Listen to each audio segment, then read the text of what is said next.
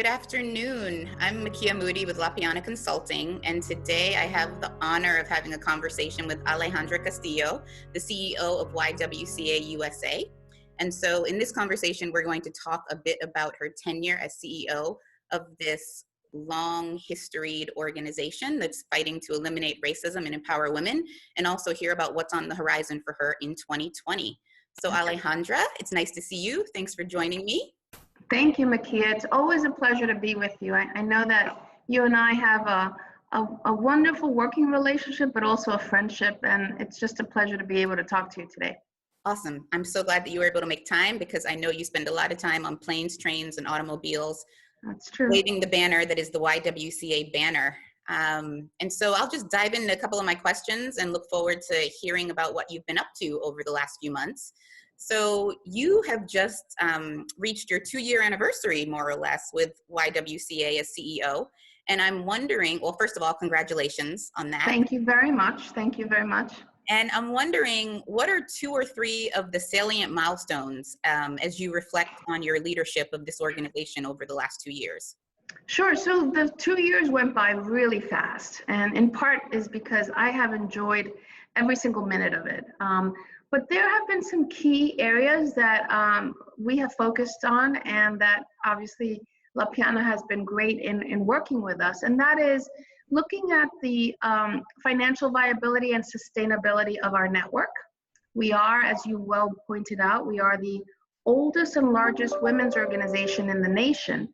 And that comes with with great pride, but it also comes with an understanding that in order for us to continue to be at the forefront of issues that define women and girls, that we have to make sure that we are very viable, sustainable, and how does our network come into play? The other thing is a communication strategy. How do we tell the world, communities in which we're in, who we are and what we do? And as you know, there's a lot of brand confusion sometimes with another organization that may sound similar to us, but we're very different. So making sure that people understand that we are the YWCA. And then the third part that I'll tell you is, given the political landscape in which we're currently facing as a nation, all of the issues that are core to who we are, eliminating racism, empowering women, promoting peace, justice, and dignity for all, this mission has really been challenged in many different ways, whether it's the policies that are coming out of Washington, the rhetoric across the country. These are all issues that we have to contend, because it's not just the policies and the rhetoric, it's also the actions. We're seeing much more racist actions, and we are here to promote racial justice. So it has really put to the test who we are and what we do, and our values and our mission. So it's been exciting, but never a dull moment. I bet. So you mentioned the mission of YWCA, which is to eliminate racism, empower women, stand up for social justice, help families, and strengthen communities. How would you define success with such a broad mission? And is the organization and all of your local associations, are you achieving success in that? Sure. So that's a great question, because you are correct. We're doing so much because women need so much support and assistance. So everything from early childcare to after-school program, workforce development, women entrepreneurship, and as people may know, we are the largest providers of services for survivors of domestic violence. So our programmatic platform is very broad. Now, the beauty of this, and what I'm so happy about, is that we were able to take the data, our social impact data, and actually put it on a map. So we launched our GIS mapping project, which I invite everyone to take a look at it, not just telling you what we do, but showing you, 1, where our associations are located, 2, what each association is doing, and 3, the number and the impact that we are creating in communities across the country. So another big effort has been to turn the YWCA into a data-driven organization. where our impact is really leading the way of what we are doing and what we continue to do, but also to take a more futuristic lens. So not only did we measure and put into our map what our impact is, but we also highlighted the unmet need. And the reason why we wanted to focus on what is the unmet need, because it's to sound the alarm at the local and community level of what organizations like the YWCA can do more of if we find if we can get the public sector partners and the private sector partners to collaborate with us so that we can address the needs of communities across the country. Yeah, there's definitely, I think, so much within so prior to working with YWCA on your strategic business plan, I didn't have a clear sense of the breadth and the scope of the work and the services that you provide in so many communities across the country. And so the point about having the map as a visual representation of where your associations are meeting the needs of communities is it's really powerful to be able to see that in a visual graphic, just because there is so much diversity across the entire YWCA network, and it's hard to aggregate all of that into one snapshot to really reflect all of the work that's happening in communities.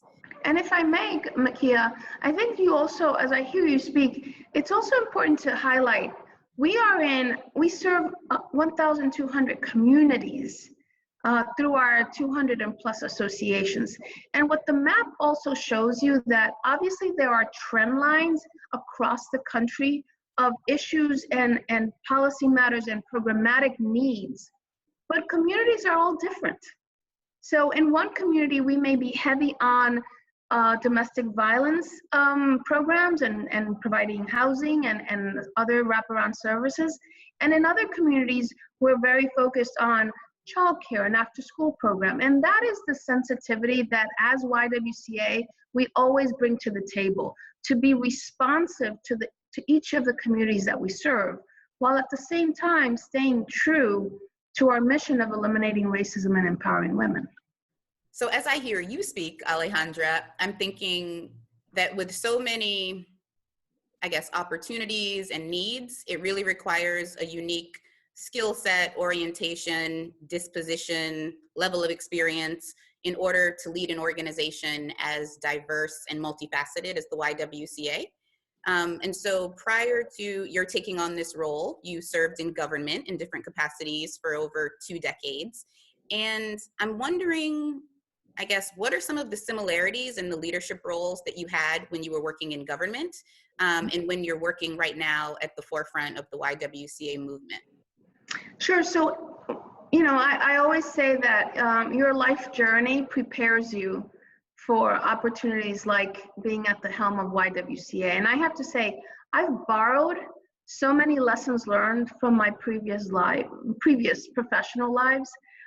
Everything from when I worked in drug control policy and how do we deal with dual diagnosis or self-medication in terms of the issues that are impacting us with regard to the opioid epidemic or the meth epidemic as it relates to women. When I was, when I worked as a clerk in family court, issues of child abuse and neglect, or issues as it related to domestic violence and protection orders. When I worked in government with regards to entrepreneurship, how do women entrepreneurs start their businesses? I can go on and on. I have borrowed from each of my professional lives in order to come to this position with a comprehensive lens. It's very interesting, and as you know, we have 200 plus associations. Each of them have their own CEOs because we are a federated model. And the question also becomes, how can I propose and present compelling and persuasive arguments for us to work synergistically, for us to work as a network, to be bold and brave to take on some of the most challenging political issues of our times as it relates to whether it's reproductive health or appropriation dollars coming to childcare or after school program, or standing up when we find situations like mass shootings in El Paso or Dayton, Ohio, or family separation. All of this requires to have a very comprehensive lens, but it also requires to have a very diverse and inclusive team. And I can't speak enough about how important your team is. Who comprises the team that supports you to make sure that you always have a very broad lens and that you are always held true to the mission of the organization. Doing racial justice work is not for the faint of heart. You have to do it consistently every day and being authentic about it. And I have an amazing team, which you have met, but they always keep us really informed and at the forefront, and always with the perspective of building partnerships. So that makes me wonder, thinking about the diversity of the network and the 200 plus local associations serving those vastly different communities across our country, what are some of your practices, or what's your approach to building shared agreement when you have such a diversity of perspectives and individuals and communities that you're trying to support? So again, we come back to this conversation of we are one YWCA. And it's always about bringing all of our associations in focus of our mission, of our authenticity, and our commitment to service. Now, of course, you may have associations that are doing different things, but our goal is to always bring them back to this discussion of we are one YWCA, because we have to stand for something.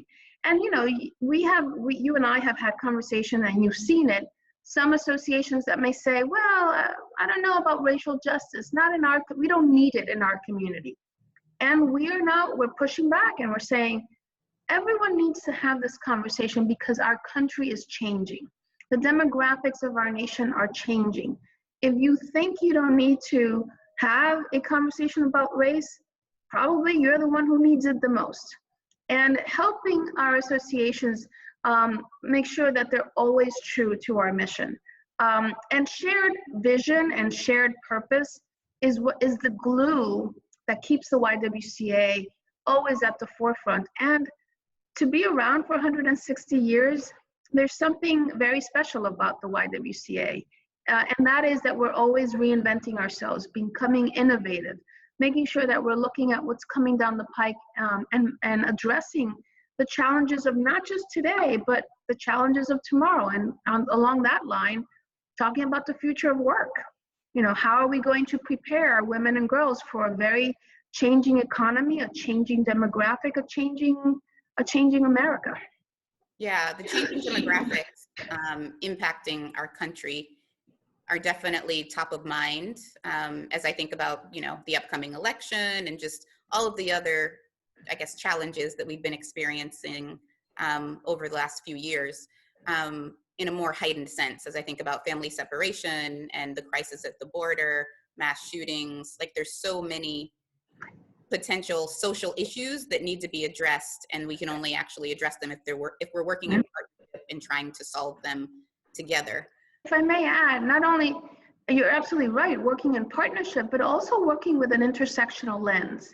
And that's been the hallmark of the YWCA, intersectionality of race and gender. But now we have to look at also intersectionality of all of these different social issues that are coming our way. You mentioned family separation, you mentioned demographic change, you mentioned economic change, but let's not forget environmental. As you and I speak, the communities along California are being displaced because of fires. And now that's becoming the norm. So we also have to look at the internal factors that are making our organization change, but the external factors that are making us engage in issues that before we didn't have programs along the way. Yeah, that's a great point that you make. And thinking about the YWCA and your national footprint in communities across the country, there's been a lot of talk lately about opportunity zones, and I'm wondering if you can speak to what that means for the YWCA and how you're approaching that. Sure. So as soon as opportunity zones were announced, I had worked in the Department of Commerce and understood how opportunity zones could either become a pressure program to gentrify. And from where I stood at that moment and where I stand today, I was worried. Are opportunity zones invitation for financial investors to just gentrify our communities? So that question mark has made us become much more vocal with regard to opportunity zones in the following way. One is we know that more than 88 of our YWCAs are in opportunity zones. And again, going back to the map, you can visit our map and see where opportunity zones are in relationship to YWCAs. We also know that we have been in communities in cities before they were even deemed cities, because we've been there for a very long time. And I just spoke to the International Economic Development Council, which was a room of over 1,300 economic development professionals. And one of the arguments that I presented was, if you really want to have sustainable economic growth, you must have organizations like the YWCA at the table early on in the process, not in the afterthought, because we have the finger on the pulse when it comes to communities. We know the women that are looking for a safe haven because they're trying to leave a domestic violence situation. We know the gap there is in early childcare and after school program. We know the unemployment rate and how women are transitioning or not into new jobs. So we really are we can tell you what the social fabric of communities look like. So when it comes to opportunity zones, we want to be at the table, and we submitted our a comment during the comment period that the Treasury Department had. So we're not only involved at the national level, but we're also involved at the local level, because I think that financial investors may want to partner with organizations like the YWCA to make sure that the ecosystem within the opportunity zones are strong.